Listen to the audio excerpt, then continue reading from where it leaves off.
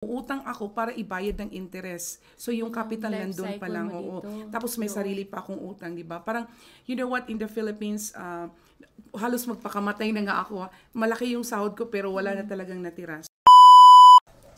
Hello everyone! Welcome back to my channel. If you're new here, my name is Mary Rose, also known as Mama Lot. So I help teachers find a teaching job here in the United States. I also cover culture and lifestyle as I navigate my journey along the way. So follow me!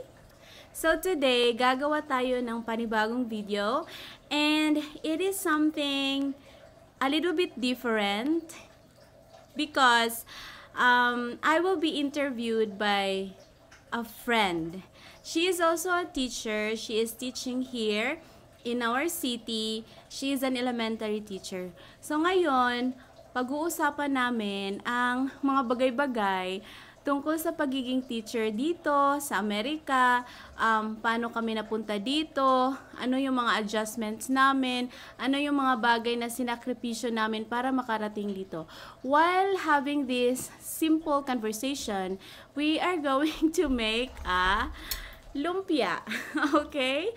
So, please stay with us.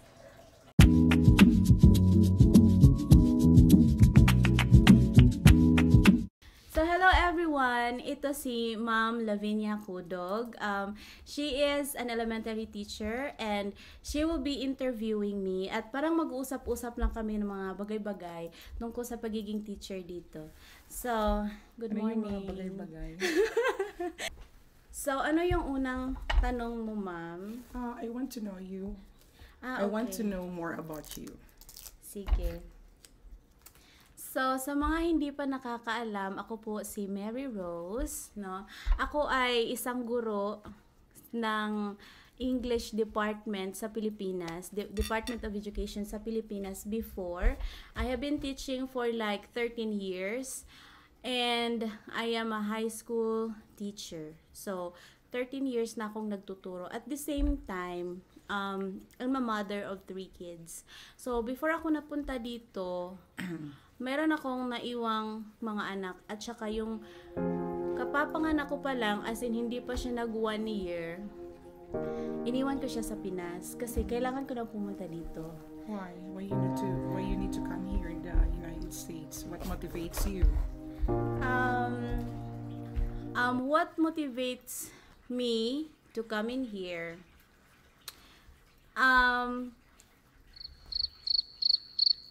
Nag-leave ako before kasi nga nanganak, 'di ba?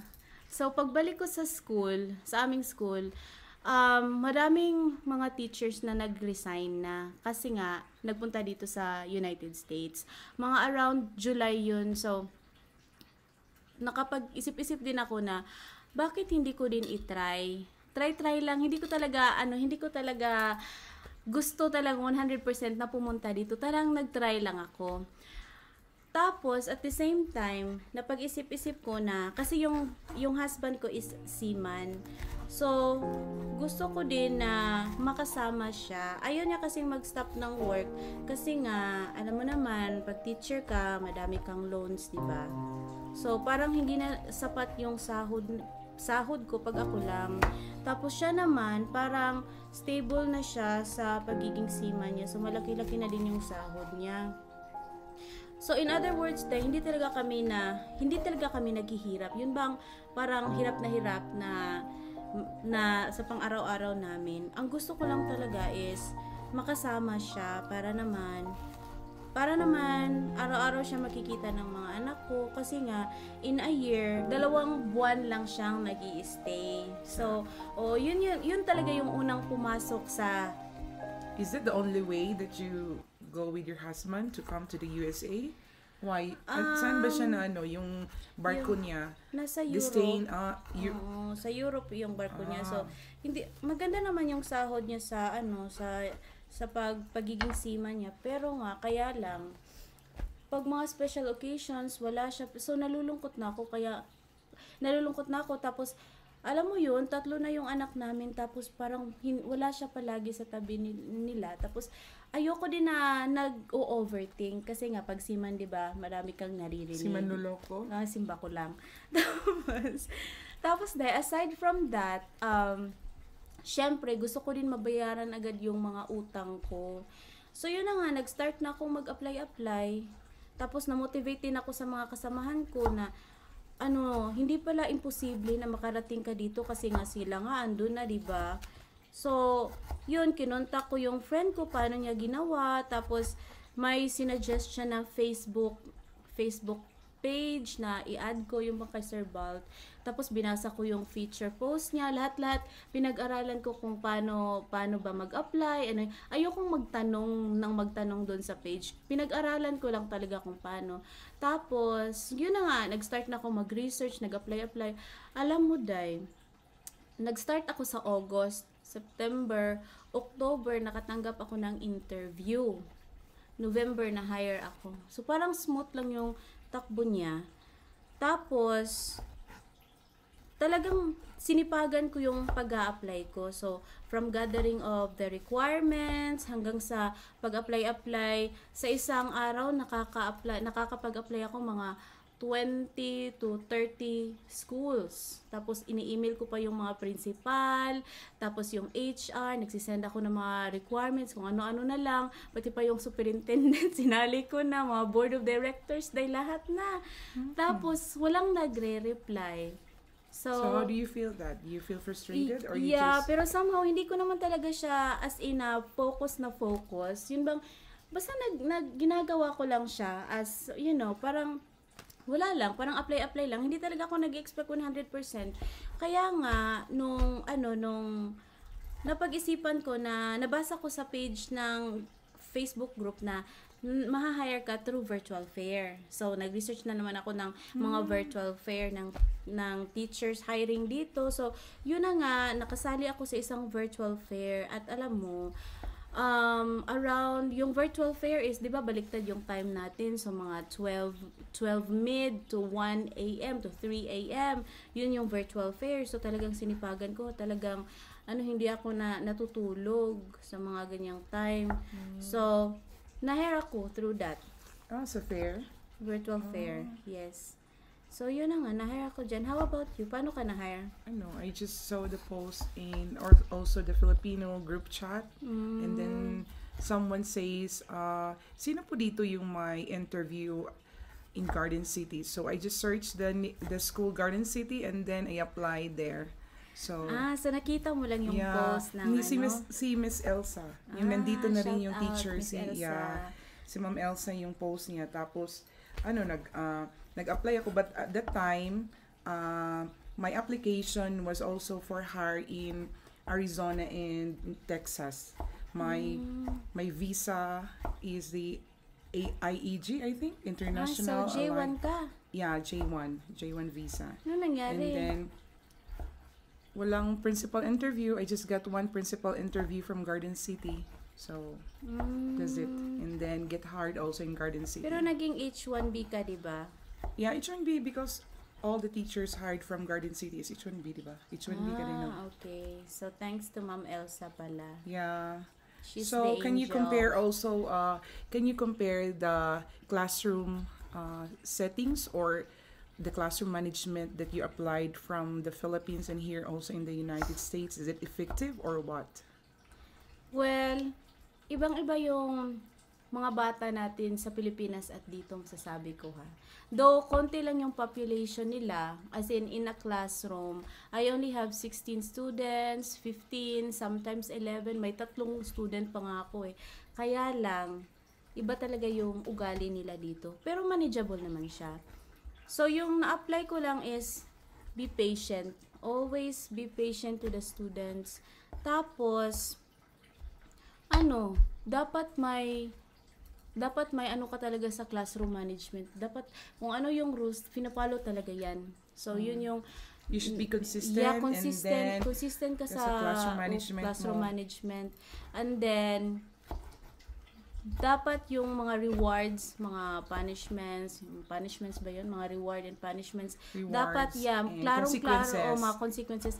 Klarong-klaro yun sa mga bata. Dahil dapat talagang alam nila kung ano yung mangyayari. Tapos, Ano pa ba? Ikaw, ano yung ginawa mo sa classroom management mo, Day? I am blessed because I have a principal who is very supportive with me.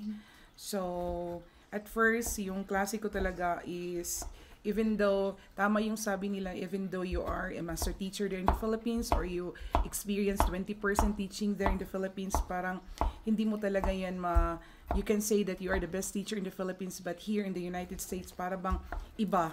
So, you begin at parang, From the beginning. yeah, parang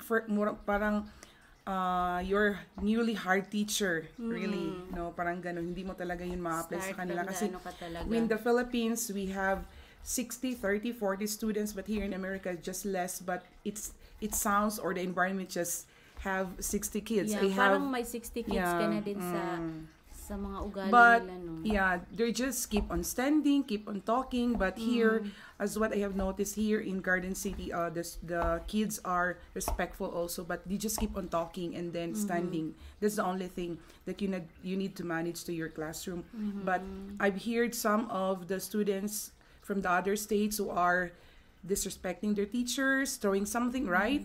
So far, wala namang ganyan sa atin. Wala. So far, mababait, compared to other states, mababait yung mga estudyante dito so far. Yeah. Compared to other states. Pero mas mabait pa din yung sa Pilipinas. Oo, kasi they respect us. And then, dito, parang nag-a-adjust ako kasi sa Philippines, we are, parang hindi tayo na-involve sa mga social-emotional aspect of our kids, right? Hindi tayo nakikialam kung ano yung nangyayari sa bahay nila, emotionally, ganyan. But here, we need to. That's why... Para maintindihan mo sila.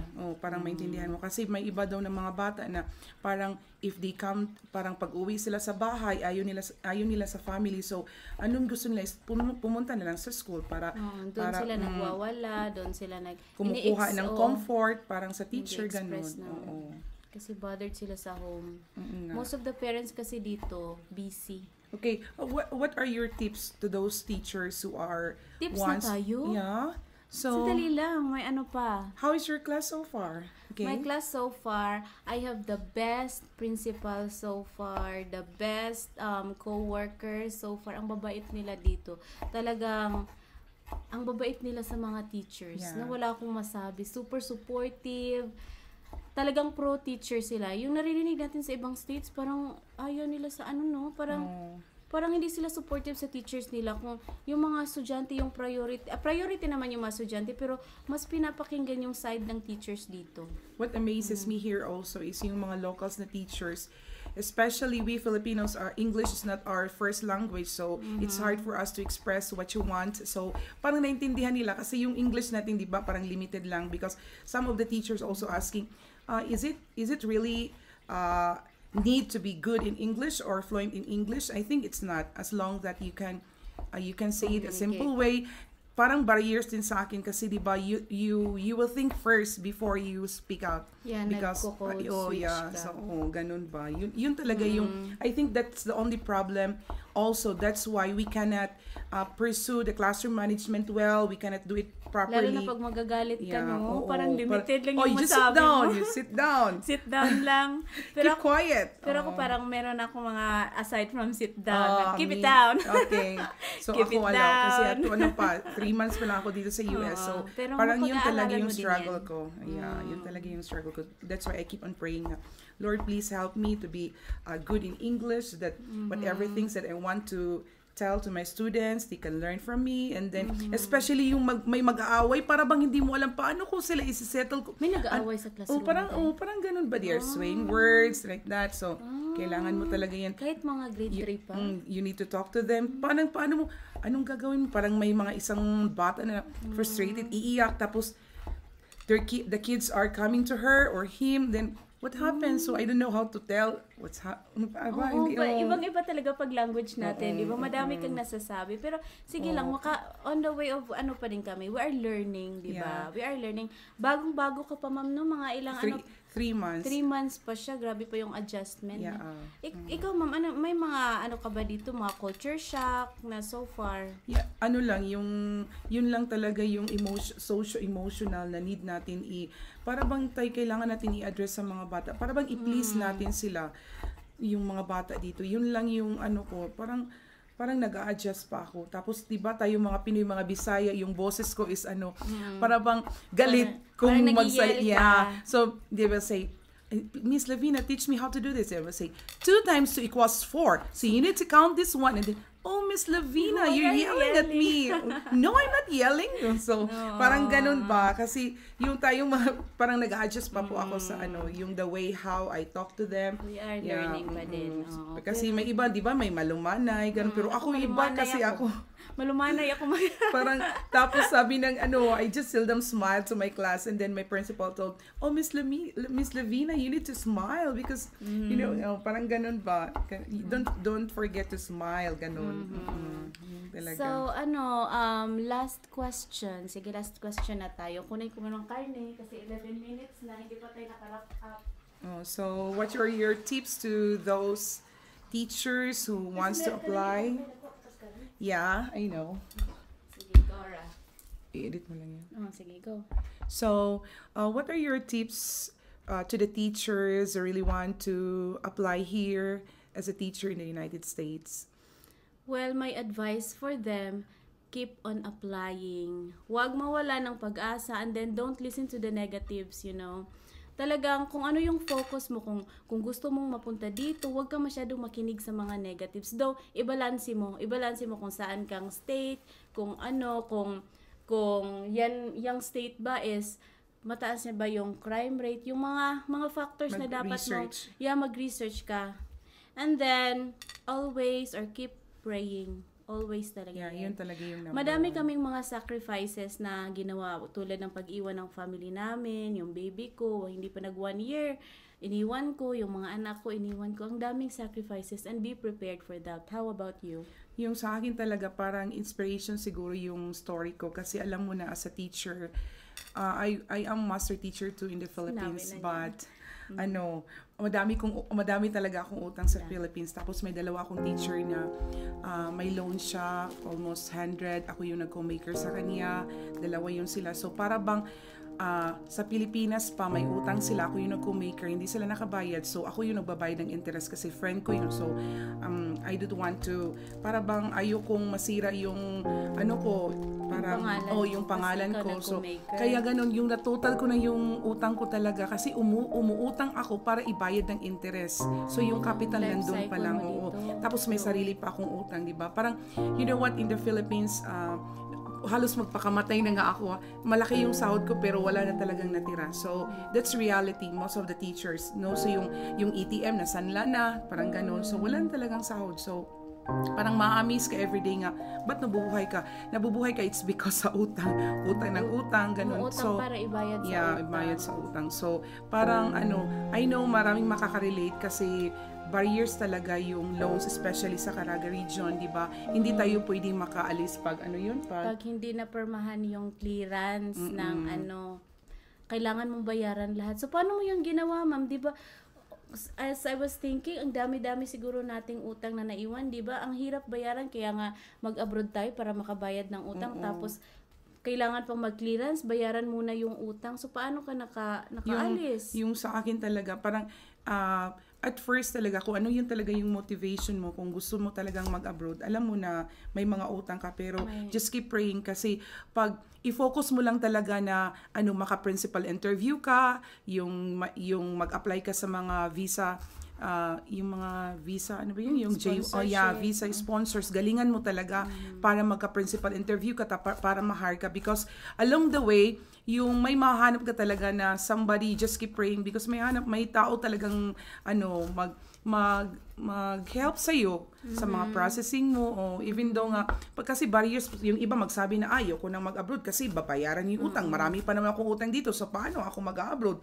Hindi talaga ako, kasi kahit FCE nga, it's hard for you to find that, di ba? Magkano yung FCE, ma'am? Parang 11,000? Sa akin, mahal kasi yung sa akin kasi nag-add ako ng additional kasi yung school ko, hindi siya mag-send ng credentials ko, kailangan talaga yung So, letter. madami kang proseso pa. So, sa nakagastos FC, ka. sa FC, parang, Around 15,000. parang 18 yung sa akin, 18,000 yung sa Mahal. akin. Yung akin, 11,000. Yung iba pa nga nag-agency sila, so parang million yung binabayaran nila. So we are blessed here in Garden City kasi libre yung pamasahe namin. So wala kaming ginastos, diba? Walang ginastos. Yung ginastos namin, pumunta sa Maynila, nag-interview. Yung mga personal lang.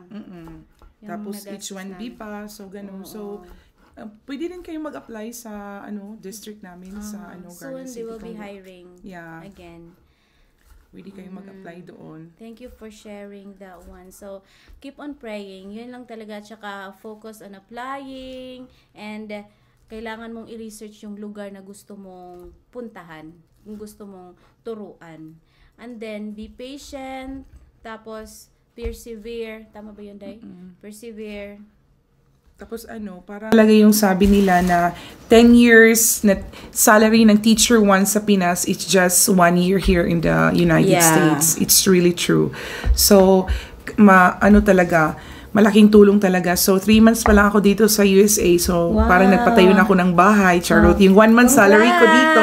So, maliit lang na bahay. Nakapabahay na si Madam. 3 months pa siya, diba? Parang sinacrifice ko talaga, hindi ko muna ako magbabayad for 1 month para yung family ko doon kasi nakikitira lang sila sa bahay ng kapatid ng husband ko. So, gusto ko talagang mag-separate sila. So, I already paid 2 months for my salary. Binayad ko talaga lahat yung salary mo. First, I think 2 months and then this month, sinend ko sa husband ko para magawa siya ng maliit lang na bahay. Parang ganun. Yung salary ko ngayon. So, malaking tulong talaga. So, kailangan talaga pursue natin sabi ko nga sa mga co-teachers ko doon sa Pinas na hindi naman sabi na para bang lahat tayo ay may chance na makapunta dito. Lahat tayo ay may privilege and opportunity na makapunta dito. Yung lang talaga is dasal, tapos makakatulong talaga sa family natin yung sahod dito sa USA.